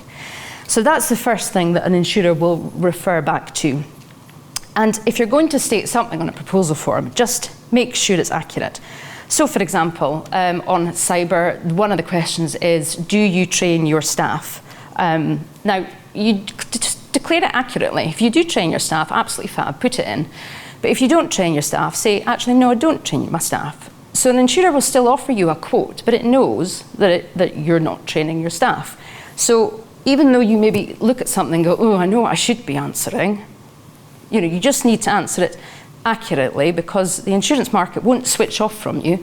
It just means that they are aware that actually, hold on, that client's not training their staff. So if anything came to light in the claim and they go, are you training your staff? And you go, oh, actually, no, I didn't do the training this year because of COVID. The insurer will go, oh, okay, well, they actually haven't said that on their proposal form. So yeah, okay, that's fine. The next clause is number 4, I want to skip down to, which is the reasonable precautions clause. So this policy states that reasonable care must be taken to repair and secure your computer system in accordance with the manufacturer's recommendations, and to take reasonable precautions when selecting and supervising employees. So what does that mean in the real world? So a reasonable precautions clause can be defined as the insured must not act recklessly or against advice where it appreciates that a risk exists which might cause a loss. So the same standard would apply to everybody in this room, regardless of your background or experience. So the greater the risk, the greater the expectation is to take reasonable precautions. So you could argue that given that cybercrime is the fastest growing crime in the world, it's pretty hard to argue that as a business owner you aren't aware of the risks, and in turn of what is required to protect your business against those risks. For example, if we take it back to a physical asset, you wouldn't install a top-notch burglar alarm in your property and 5 Liber mortis locks, and then leave at the end of the day and not set your alarm and leave your door wide open. To do so would be deemed as reckless. And we need to apply that same logic to cybersecurity. So you need to make sure that all your doors are locked from your, on your digital assets as well. So what we've done is we've identified what we consider use clients would need to implement to comply with the reasonable precautions condition. And that's coupled with what the insurer requires as a minimum standard to return a quote, which are listed here, which I'm really pleased to say echoes an awful lot of what we've already heard. So firewalls, surprisingly, the insurer actually will still quote if you don't have a firewall installed. However, then they say that if you don't have a firewall installed, then you must have virus protection on all endpoints, and these must be updated in line with the manufacturer's recommendations. Virus protection is a mandatory thing that you need to have on your computers as an absolute minimum, and it needs to be on all your IT equipment, and it needs to be kept up to date via updates. Free versions of virus software basically just doesn't cut it, so it needs to be a subscription that you're paying for. Your operating system updates, again, it's just vital to install your updates as and when they become available. But you can determine on the proposal form how often you do these updates, and they range from every month to more than a month. So I would be saying more than a month, because that gives you more leeway on your proposal form, And in that way, if an update was missed, for example, one that came through maybe 3 or 4 days before and it hadn't been applied to your complete IT software suite, then you're not going to get a claim rejected as a result of that. Backups, absolutely mandatory. A business must have a backup procedure in place. The frequency of the backups, though, with this policy, you're getting the freedom to determine how often you do your backup. And it really does depend on your own individual business. And just your data refresh rate as well will also determine how often you should do it. But your backup needs to make sure that all your sensitive and your critical data is being backed up. But that's the backup frequency and your regime should be discussed properly with your IT department. Password protocol, again, another mandatory. Passwords have to be implemented across your network suite and also on your mobile devices. I'm sure you've all got emails on your phones. You need to have your password implemented to get your emails on your phones for a work purpose. But also for remote workers, and this is a fairly new area that's come in, and I suppose it's because of COVID. So if you've got staff who are working remotely, multi-factor authorization, again, should be implemented. I think we've already covered that. And if you can't implement multi-factor authorization for all your employees, then the insurer goes in to actually give some more specifics of how you can comply with that. So it says that it must be activated for system administrators and users with privileged access rights. Again, if that can't be done, then you need to restrict IP logins and grant access via VPN only. Transfer of funds. So again, another area which is mandatory is you need to have a policy in place. So you need to have somewhere within your suite of documents a procedure for your employees to follow, your accounts department to follow, so that if somebody does open a new account or someone, a supplier, changes their account details, you must have this process in place. Now, Ali has actually already discussed this earlier on, so I won't go into it, but the process, effectively, it needs to be a form of phoning. You need to either have the phone details on your system or verify it, not using the contact details within the email. But I think the big part here is the insurer knows that human error is a huge element in this. And fraudsters are becoming increasingly clever. They're out to defraud us of the money any way they possibly can. And insurers know that even the most robust and thoroughly thought through processes, it can fail. So ultimately, the insurer is there to pick up that bill if you are defrauded out of money and you can't claim it back from the bank. You have the protection of an insurance policy in place. But the only thing that they ask you to do is that you have a process in place. So if that process fails, the insurance policy will pick that up. But the key is just having that process in place and that everyone's aware of it. So on to the employee training element of it. Again, it's not mandatory for training to be done. But because human error is probably the biggest risk of a cyber attack, it is advisable to undertake employee training just to teach all your employees about the cyber risks. And finally, unsupported software. AJ discussed unsupported software in his presentation and what you need to do with regard to that. However, insurers again recognise the fact that businesses do operate with unsupported software. And if this is the case, then all they ask is that the unsupported software is segregated from your network or denied access to the internet, or it undergoes additional malware or vulnerability scans. So all the areas, I suppose, that we have talked about today, in an ideal world, everything would be in place and everything would be up and running, but there can always be gaps, and that is when an insurance policy will step in and pick up the pieces. So I just wanted to give you a bit of an overview of, I suppose, how much is cyber insurance. So I've just taken a standard general manufacturing business. Cyber insurance is based on turnover, so it is based on the turnover of your company and also the industry that you're in as well. So somebody within manufacturing might pay somebody who is in a charity, for example.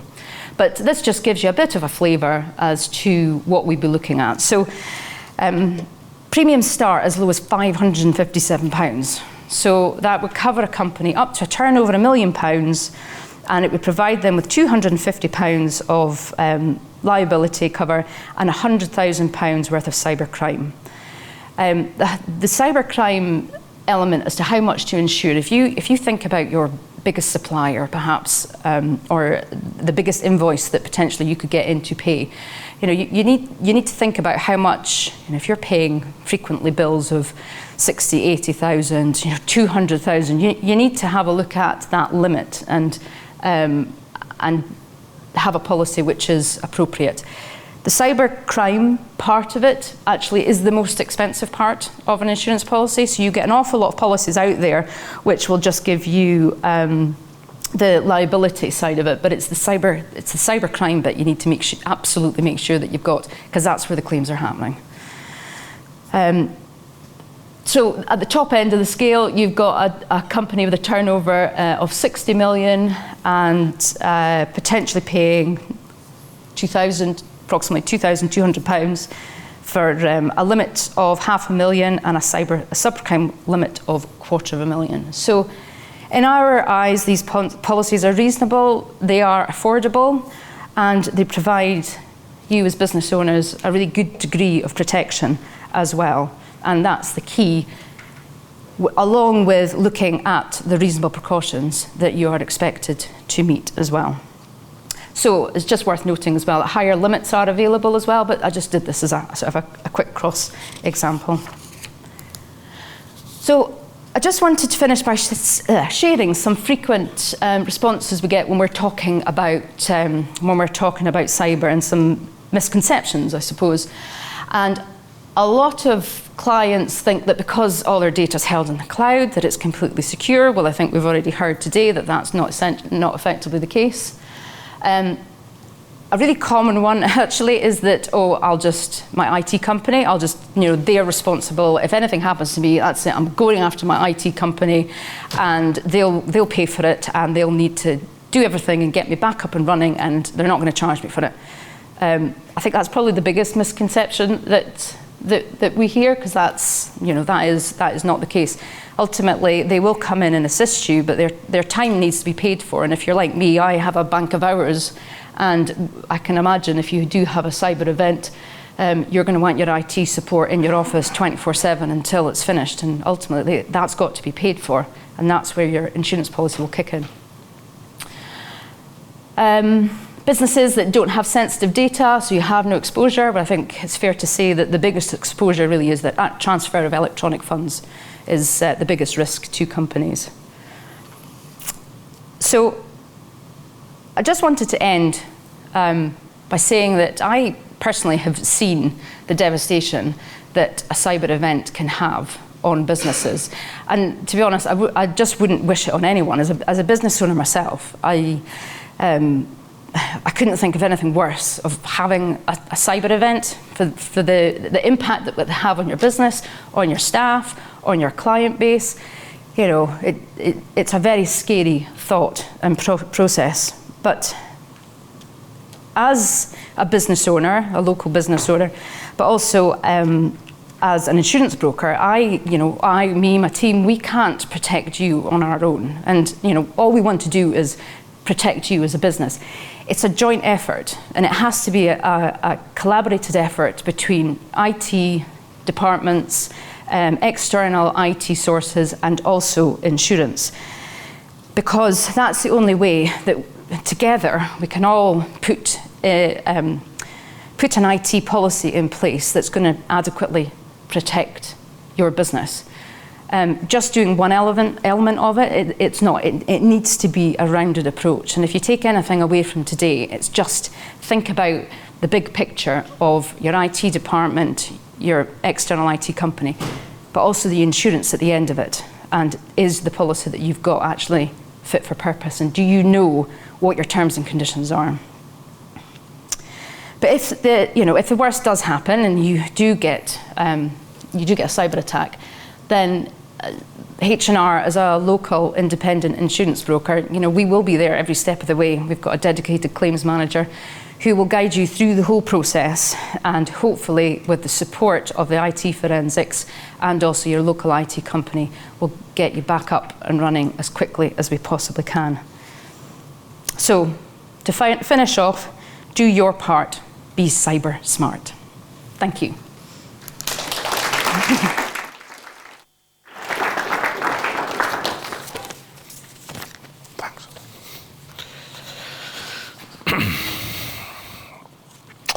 Well, thank you very much, Shona. A fantastic overview, I think, around cyber insurance. And so many times I've seen clients that have said, I've got cyber insurance, and we ask them, hey, give us a quick look at the policy, and we look and go, that's definitely one for Shona to have a look at. So if you've got existing policies right now that you think are, bulletproof, then I would urge you to get in contact with Shona and have a chat with her and see if they really truly are suitable for what you're doing in your business. So that does bring us to an end of our speaker rotation today. I'm sure some of you have got some questions, so we are happy to open up the floor, if you like, and ask anything, answer any questions that you would have. So Jane, I know Jane and Adele are floating about with microphones. So will we get the speakers to sit up here, and that'll be all right?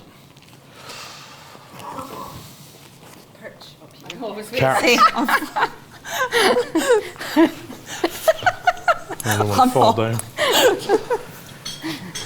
So if anybody's got any questions, yep. Adele will know her.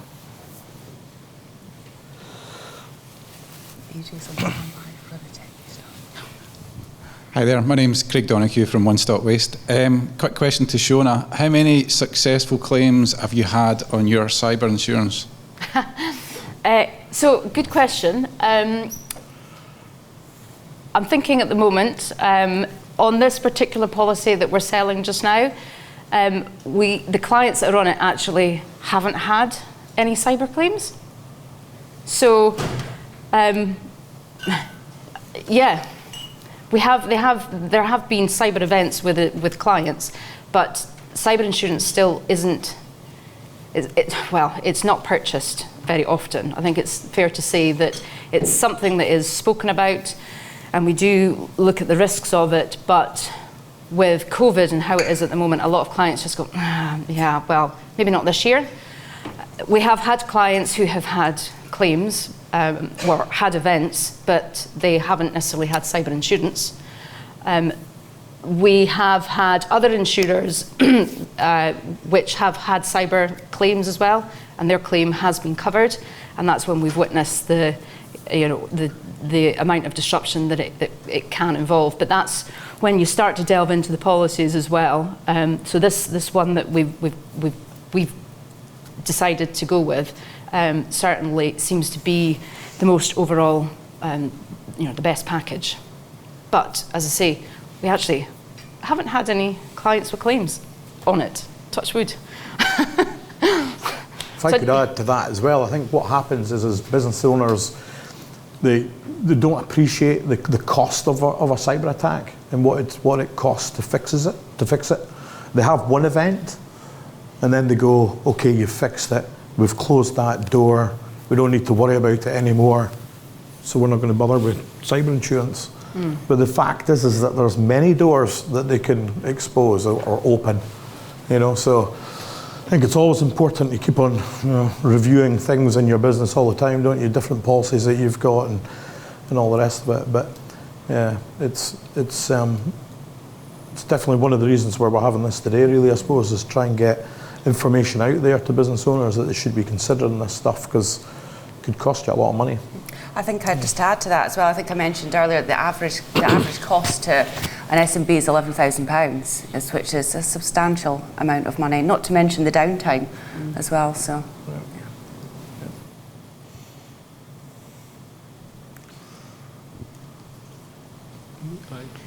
Hiya, I have a question for Nicola. You mentioned that companies are starting to require like pen testing before you start with them. This actually happened to me recently. I started with a new client and I had to basically complete a crazy cybersecurity audit before I could even do anything with him. So I'm just wondering, is this like a common thing for big companies to start asking for smaller companies to just have a cybersecurity policy?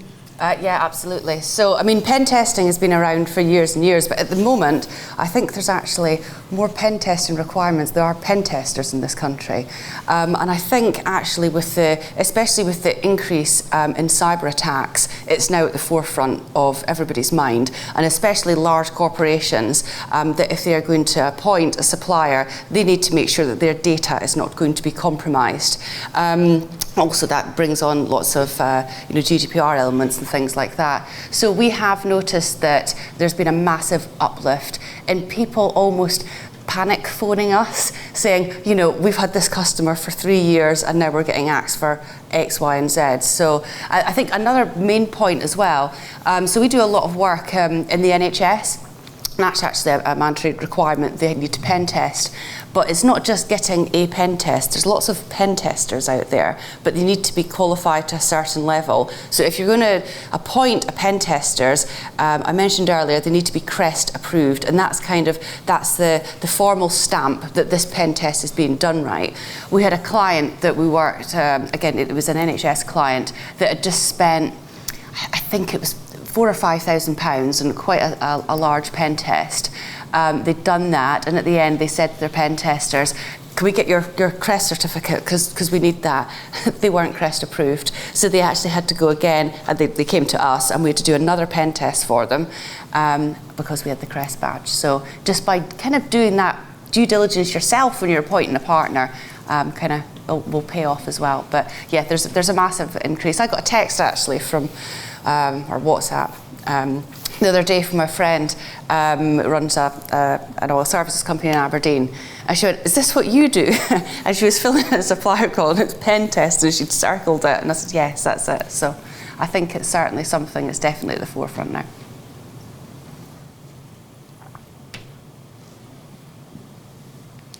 Hi, it's Louise Herbert from Clydesdale Bank, Virgin Money. It's kind of a follow-up to the question that was asked to Shona about the number of successful claims. As a bank, can we tend to notice that companies are victims of cybercrime and then they look at things they should maybe have had in place in the first point? So it's just really a point that from the bank side of view, we see that people kind of almost jump once the horse is bolted. So it was just to point that out.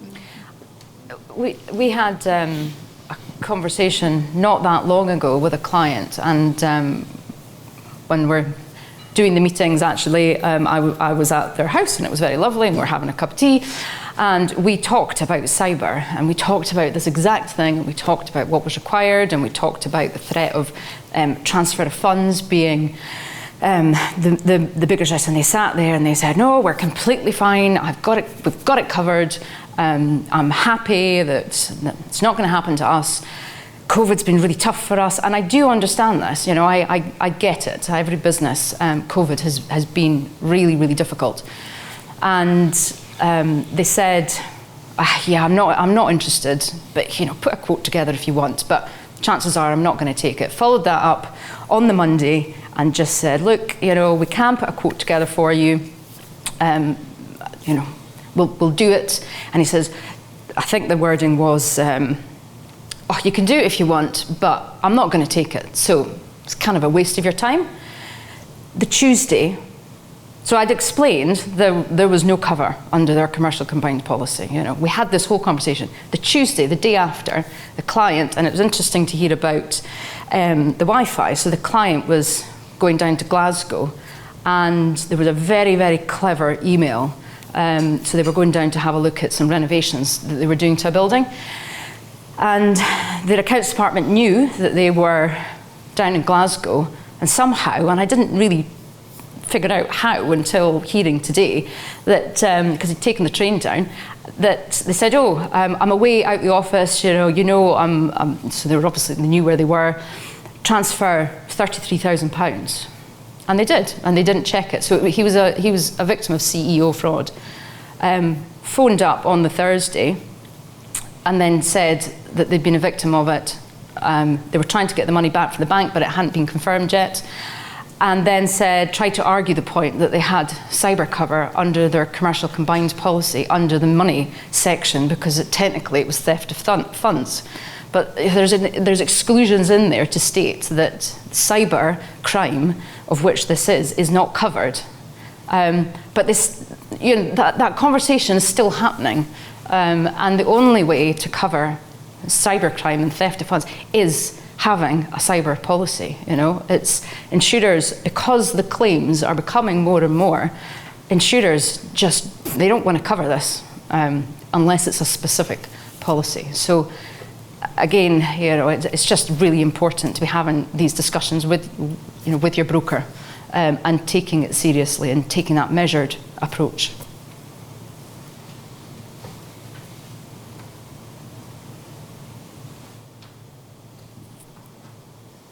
Hi, Megan Kane from CyberCrowd, a colleague of Nicola's. My question's for Shona. It's more from the point of view as a consultant. As Nicola said, I'm one of the Cyber Essentials assessors with CyberCrowd. And there's the option within getting the accreditation to opt in for the Cyber Essentials insurance. Quite often my clients do ask me if they should go away and then get a sort of independent view on that with the kind of insurance broker like yourself. What is your view on that? Obviously, I would always advocate that you get an insurance policy from an insurance broker. I know that the Cyber Essentials, I think, did you get a policy with it? Yeah. To be honest, I haven't looked at the wording, so I wouldn't know. But if a client is Cyber Essentials certified, then they're certainly going to be ticking all the boxes of, I would say, almost 99.9% of all the policies that are out there. So they're going to be well prepared in the event if a claim did happen. The Hiscox policy is a good policy. I say I haven't actually, I can't comment on the exact technicalities of it.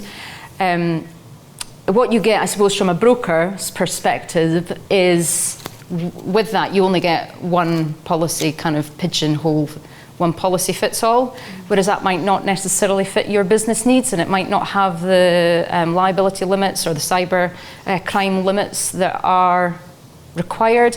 I'm not sure if it covers cyber crime as well. I don't think it does. No. So again, you've got a policy that's going to cover you for the data restoration and all the rest of it, but the claims are happening on cybercrime. That's where the majority of the claims are happening. It's where the bigger claims are happening. So yeah, the likes of the Hiscox policy that you get kind of thrown in with your Cyber Essentials, if it doesn't cover cybercrime, I wouldn't be. I would still be getting a separate policy, because that's the bit where your claim's more likely to happen. Yeah. That's a good question. Anything else? Oh.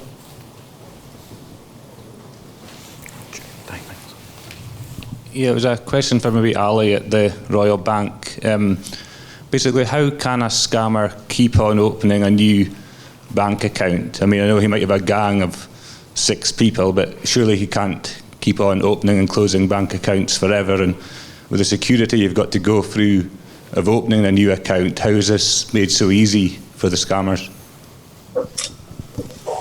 Yeah, thanks for the question. There isn't a short answer to that, actually. It's I always try and touch on this when I talk about invoice fraud, the whole problem of money muling, and that's actually the far bigger picture that we experience through the laundering of the funds post fraud being committed. So I don't want to say absolutely never do fraudsters manage to infiltrate what appears like a lengthy account opening process at all banks. Sometimes unfortunately it's a sort of a necessary evil, isn't it? It's countering various regulatory requirements required to open accounts and anti-money laundering procedures, but also anti-fraud procedures. But fraudsters and dark web was touched on in the earlier presentations as well. They can go to the extent of purchasing very, very credible looking IDs and such like online through the dark web and present them in the way that they can then open bank accounts. It's usually a very short-term activity, so obviously banks have all got detection tools that will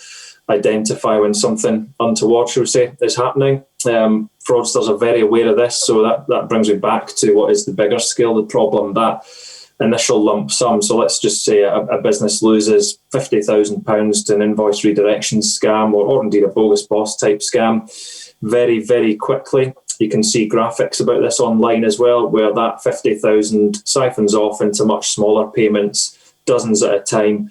And these mule accounts we refer to, the illegal part of it is the transaction that's happening. It's not the account has been opened illegally. They are legitimate account holders often.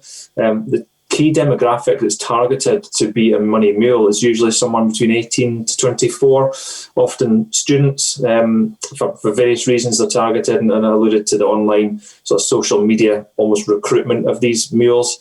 They then pass a transaction through, they keep their part of it, which is the commission payment, onto the next destination, and so on and so on.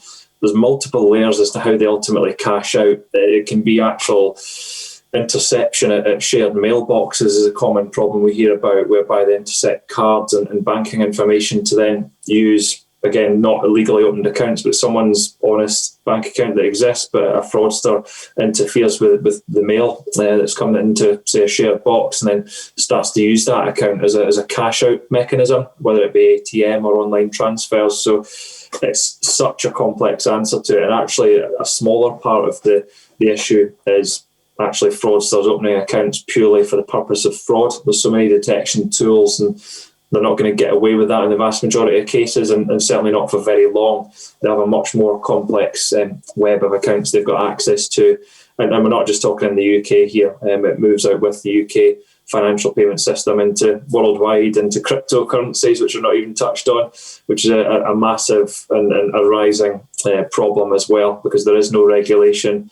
I don't deal in Bitcoin. If anyone does, then you're obviously a better place to know than me. But the whole design of Bitcoin is not that it's meant to be identifiable at any point in this chain. It's meant to be one amount of money entering a chain then vanishes, basically. And because of the lack of relationships that exist across the finance sector and regulation, ultimately, it's a very attractive route for fraudsters. Just to touch on as well what AJ was saying about ransomware attacks, that's the prime destination for these decryption payments that they ask people to pay. They'll often ask for them to go straight into Bitcoin now, bypassing the UK payment system. So yeah, I did warn it wouldn't be a short answer, and there's not an exact answer to that, but the problem is actually a lot greater than simply fraudster opens an illegal bank account, does their activity, and then takes the money out of it. It's far more complex and coordinated than that, unfortunately, which is why best defence is hopefully to give ourselves the tools not to allow it to happen in the first place. Okay. Thanks, Ali. Well, thanks everybody for coming today again. It's been great seeing people face to face. I haven't done it for so long. It's great. Hopefully, more of these things will happen over the next few months. We're going to be hanging back. We'll call it a day now, but we're here. We're going to be hanging back for a wee while. So if you've got any more questions, then we'll be happy to answer them on a one-to-one basis. Thank you very much for attending.